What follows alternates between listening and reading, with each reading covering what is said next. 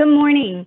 Thank you for joining us for Research 411, a talk show focused on sharing best practices and trending research topics delivered by professional staff and prominent UT Dallas researchers from various disciplines. I am Tiffany Willoughby, Research Education Programs and Outreach Manager in the Office of Research. I will moderate today's discussion. Joining me today are Josephine Vitta, Immigration Services Director, Sara Speigler, International Center Director, Amanda Boone, Institutional Review Board Director, and Conor Wakeman, Office of Research Integrity and Outreach Assistant Director. Welcome, colleagues.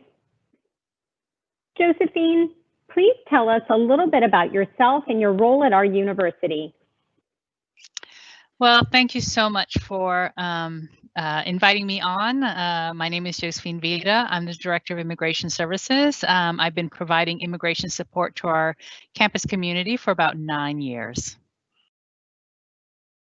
Thank you very much, Josephine. Can you tell us what services you provide for international students? Sure.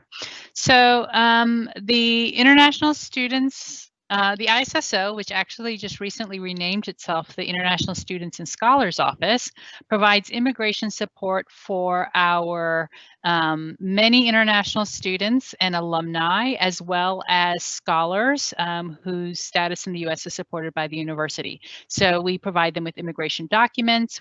We vet for eligibility for immigration benefits. We provide advice not only about arriving into the United States, remaining in the United States, and then for many people transitioning to other work or other visas while they're in the United States. Excellent. Thank you very much, Josephine. And you have a colleague named Sara. However, she works in a different part of the same office. Is that correct? Yes, that's correct. The International Center, we think of it in two parts, the input and the output. So I deal with the input, which is bringing in talented, hardworking folks from all over the world to our UTD campus. And then Sara focuses on the output, sending out UTD students and faculty and others to engage in work, study, research around the world. And I'm sure she'll be able to explain a lot more about what she does. It sounds like a fabulous team. Sara, please tell us a little bit about yourself and elaborate on your role at the university.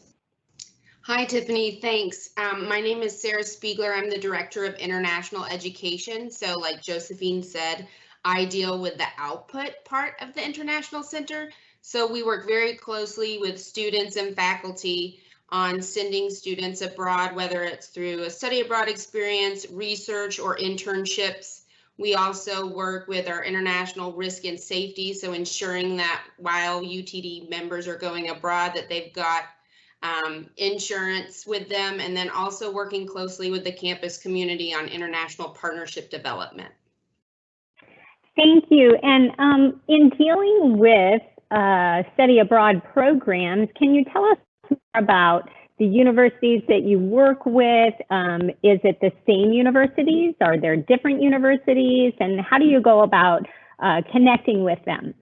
So we have a list of approved universities or programs that we work with. So within our software system, it's called Teradata. It will list all of the programs that we work with. In terms of growing that, we are looking to expand the number of institutions that we partner with, specifically exchanges. And so we work closely with faculty and our International Education Development Committee on seeing what schools are there out there that really align with the UTD mission and message and would be a good partnership for us to have and work to try and develop some of those relationships as well. Excellent. So it's definitely a collaborative joint venture. Yes, very collaborative. Yes, lots of moving parts. Conor, can I bring you on board to tell us a little bit about yourself and how you work with both Josephine and or Sara collaboratively to assist student, staff, and faculty at our university? Certainly. So in my role within the Office of Research, as well as, across the institution, I help faculty, staff, and students who need to navigate different state and federal regulations that apply whenever they want to work with an external party, so someone outside of the university.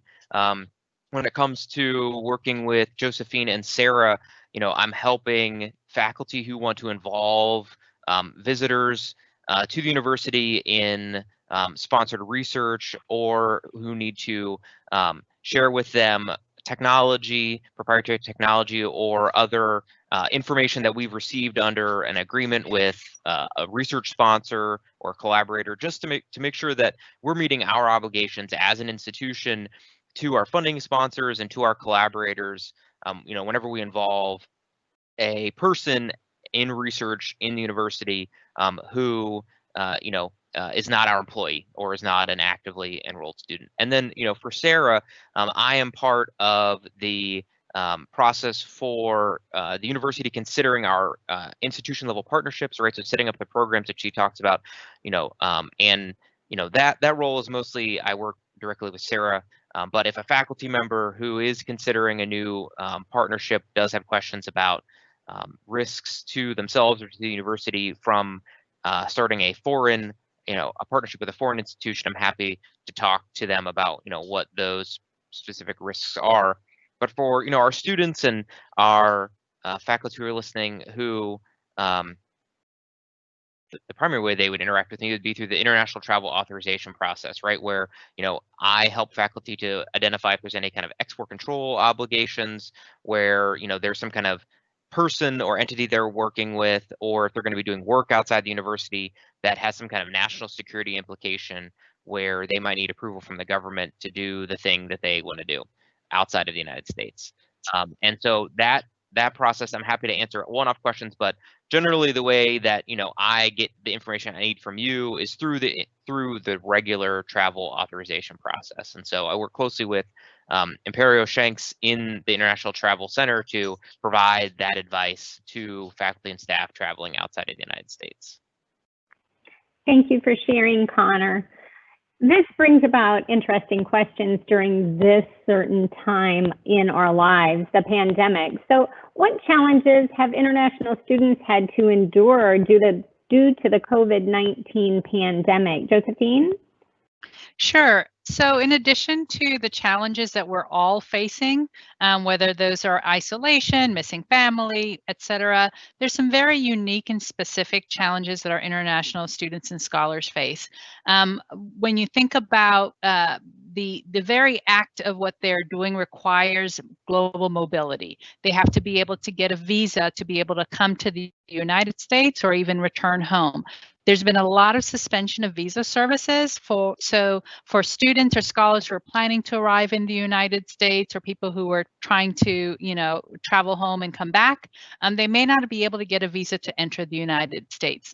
Separate from that are mobility challenges. There have been significant restrictions in the availability of flights to and from the United States. Either they're suspended entirely for certain periods of time, or they've had reductions where maybe you could get 1 or 2 flights a day for one carrier. Maybe they're only flying to the US once a week. Those have been very significant. Lockdown implications for many families whose banking system is not as online. It's very difficult to transfer money, to get the resources, to be able to sustain their time here in the United States. Those all have been made a lot worse by the pandemic. I can definitely see how your office and the individuals who work with you would be impacted. Thank you very much for sharing. Now, Amanda, can you tell us a little bit about yourself and share a situation that opened the doors for the Office of Research, International Center, and research collaborations? Hi, Tiffany. Yeah, my name is Amanda Boone, and I am the director of the IRB office, which is responsible for reviewing human subjects research. So if a student or a faculty member would want to go to another country and do human subjects research, collect data from individuals outside of the US, then they would need to come through our office and have that reviewed and approved. There are a lot of interesting things that might come up when you travel outside the U.S. and you want to look at the local context of where you're going and the laws and the rules and the norms of that specific area of the world. And so these are the types of things that we are looking at. And I actually don't get to work with the international office. I don't have that opportunity. But if a student, anytime you're going to travel, anytime you're looking to, you would touch both of our offices. You would touch them as well as the IRB office as well. Thank you, Amanda. And have you had a situation where you have had to assist a researcher in doing research or conducting research abroad? So an individual at UT Dallas who has traveled abroad completing human subjects research. And if so, can you please explain? Yeah, absolutely. We have students who want to travel back to their home country. They know the specific issues or problems that might be in that area, and they want to do research on that. They want to find a little bit more about that. And so I've helped individuals kind of figure out when you're going into another country, whether you speak that language or not, there might be multiple languages within a country. And you want to be able to understand how to relate the information to those participants, because the same principle of informed consent still applies. And so we want to make sure that the people that are in that particular area that you're going to can get the information. They understand what it is that you're collecting from them, how you're going to be using that. If there are risks involved, what are those risks? So just getting that information to those individuals in a way that they can understand. And so we have, given them ideas about places to go, how to get their informed consent translated perhaps, or go through organizations that can kind of serve as those moderators and serve as that step to kind of relay that information for them. Thank you for sharing, Amanda. Conor, would you like to weigh in on this? When conducting research abroad, are there any considerations investigators and study participants need to be aware of in your world? In my world, well, I guess I will kind of piggyback off of what Amanda was talking about, in that when I'm talking with researchers about considering a foreign collaborator, especially if federal research funding will be supporting our side of the collaboration, you kind of need to think about engaging with a collaborator, or I recommend that you engage with a collaborator who has similar kinds of policies related to research integrity and the responsible conduct of research at a high level. So do they have their own IRB office? Do they ask faculty to consider things like conflicts of interest? Do they talk and teach their graduate students about what constitutes research misconduct?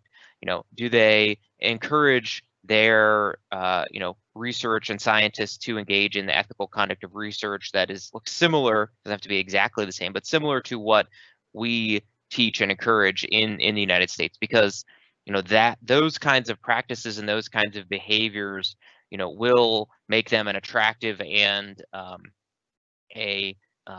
appropriate research partner for your publication, for your research, and for your federal sponsors. Outside of that, unfortunately, there are specific academic institutions as well as research institutions outside the United States who are sanctioned by the United States government because they engage in behavior either at the behest or direction of their own government, or kind of on their own, that is counter to the national security interests of the United States. And this is an unfortunate part of our current climate, but it is not one that is going away anytime soon. And so if you have questions or concerns about a potential research collaborator, if they are engaging in any activities that would expose you or UTD to the risk of engaging with someone who is sanctioned by the US government, you can email me give me a call and I will, vet that potential research partner with you for those kinds of risks, because, thankfully that information is public. And so we can evaluate potential partners for those kinds of issues. Thank you, Conor. And can you also speak a little bit to the research that does take place collaboratively between a researcher affiliated with UT Dallas and an individual abroad? If, for example, there was going to be technology that was generated or created, or a device comes out of the research and the research is taking place abroad when this occurs, can you just speak briefly to the ownership? How does somebody disclose information like that? Do they do it in advance of their departure?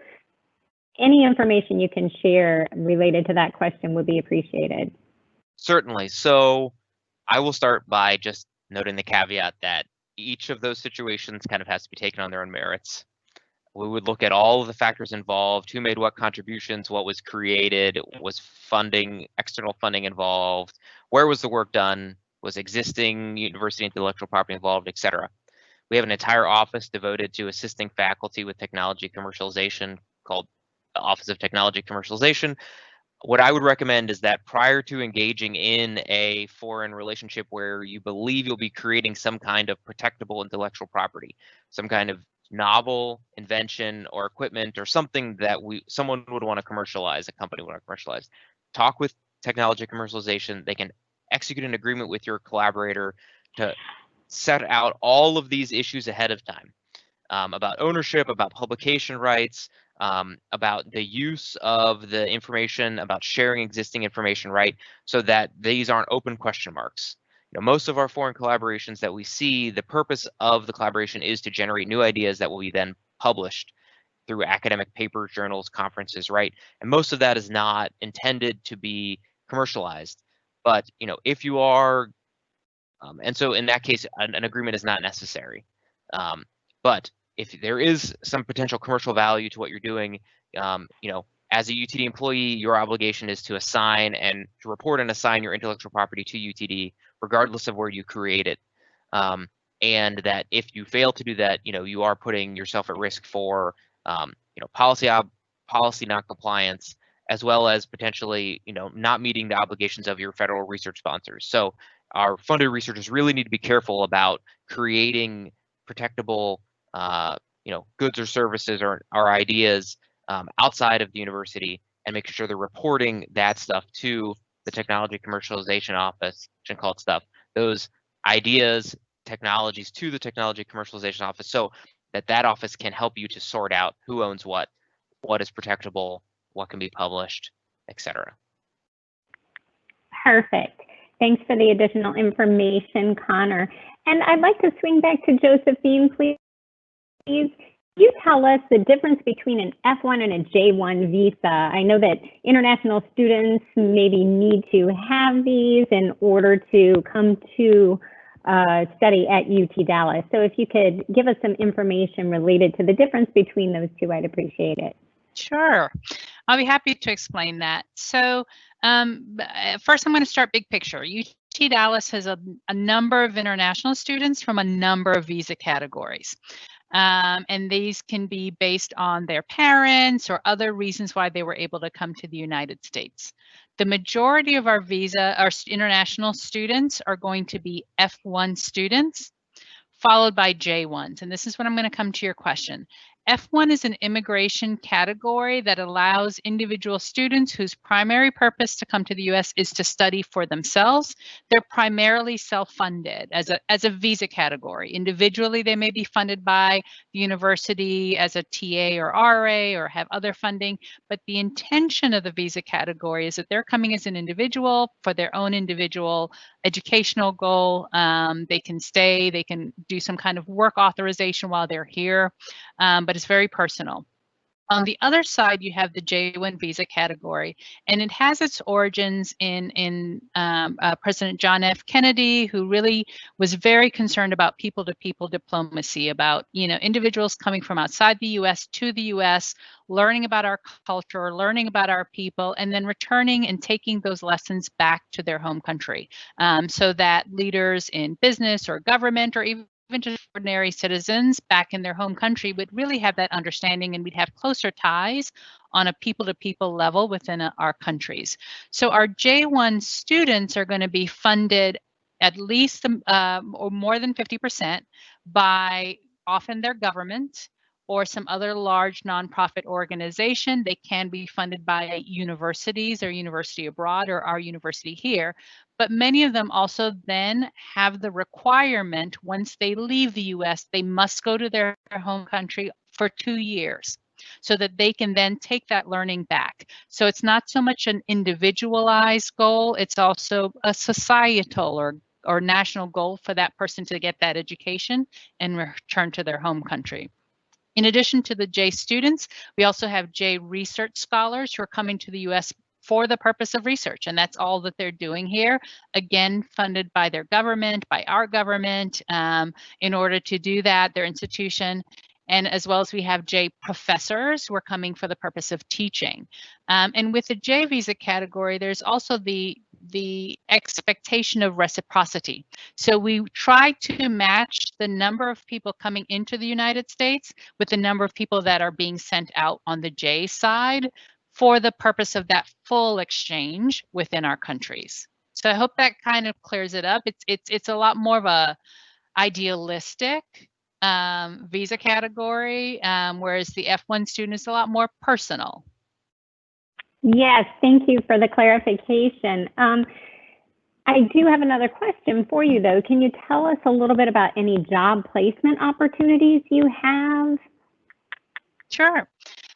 So for many students, especially on the F visa category, they come for the education, but they also come to learn about American workplace culture, methodology, etc. And we know academically having an experiential opportunity is a big part of your education, right? Having an internship.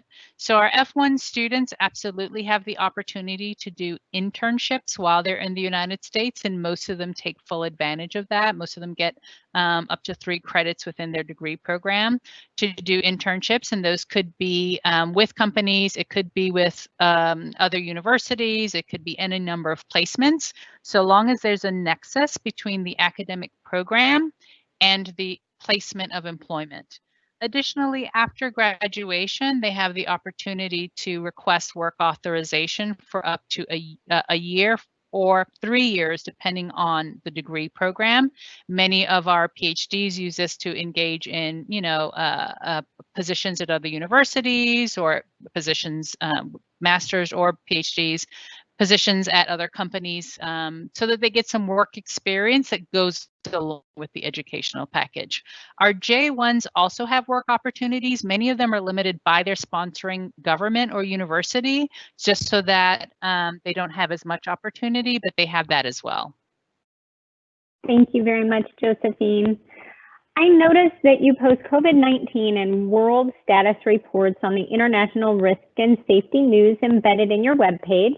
Conor, is this your go-to when you're approving travel authorizations? So I work closely with the international safety officer, whenever we're evaluating international travel requests for, risk in terms of looking at, the traveler risks as well as the destination risks. I will defer to the expertise of Imperio when it comes to evaluating risk outside of research integrity matters, when it comes to safety, when it comes to, COVID risk. I feel like this is a good opportunity to mention that as of right now, the state of Texas has essentially canceled international travel, at least through the end of this calendar year, and I believe it should be on the website into 2021 as well. So for those travelers attempting to make future international travel plans connected to, say, like federal funding, please, continue to check in with the International Risk and Safety Office regarding the status of, allowable international travel.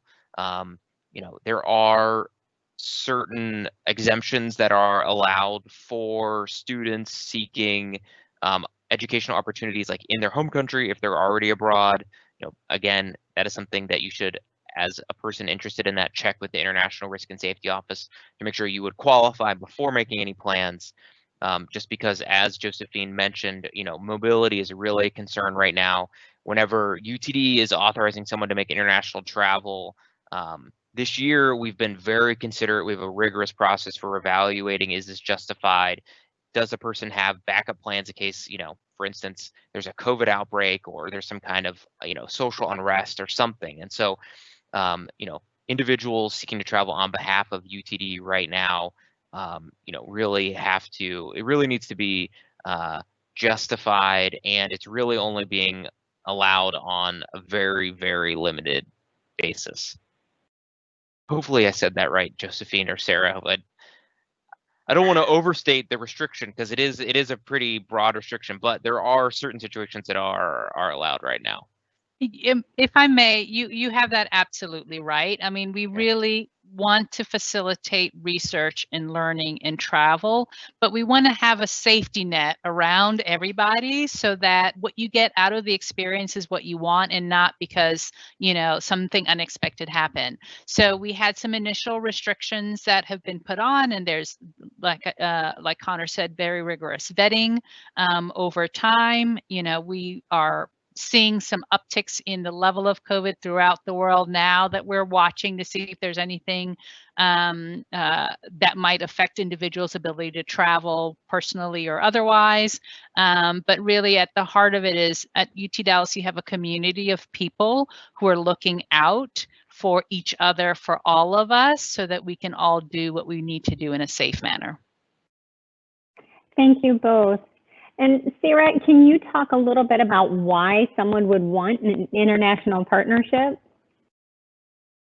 Sure. I would just emphasize again for the risk and safety, we have an international oversight committee that looks into all aspects of travel and comes up with recommendations for the provost and president on, whether we should have people be traveling or not.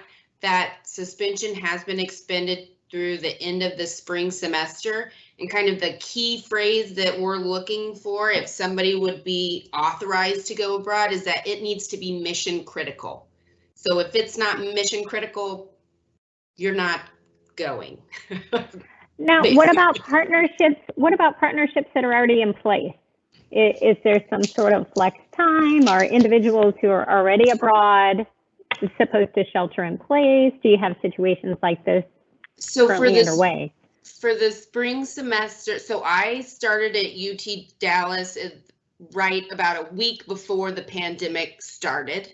So one of my first jobs was to recall all of our students that were abroad for the spring, and there were a handful that were approved by the International Oversight Committee to stay on their program, because basically where they were was actually safer than the United States was at that time, and I think that kind of might still be the case for a lot of places. But in terms of international partnerships, so we're not sending any students abroad, but they're not sending any of their students to us either. The problems that the international students have been facing in terms of being able to get a flight or be able to make an appointment with the embassy to get their visa, we're seeing the same problem for domestic students here in the US. So a lot of the embassies are closed. Some of the borders are closed, so they couldn't fly in anyway. So right now, those things are kind of just put on hold. And what we're looking to do is take advantage of the partnerships that we have and see about doing virtual exchange options. And so those are courses where, they're done remotely like they are here, but there is a specific project component where students from UT Dallas and students from that other institution are working together on some aspect of that project to at least provide some type of international experience for them while we're in this very strange time. We are still looking to develop partnerships, and typically when we're getting those, it comes from faculty. So either faculty have a degree themselves from that institution, and they obviously know it's a great school and that it would work really well for us here at UTD, or they have a research collaboration with another institution, or they just have a really great interest in a location and they've been going there a lot and they've started to build relationships. And so then they're asking, you know, hey, can we get a partnership with this institution? So there's a lot of different routes in which we build those, but it's almost always, I'd say 99% of the time, it's coming from a faculty member. Thank you so much for that information. And as we draw towards the end of our show, I welcome an open floor for final closing comments. Any tips or tricks you want to share with our community? Thank you so much for the opportunity. What I'll say is this.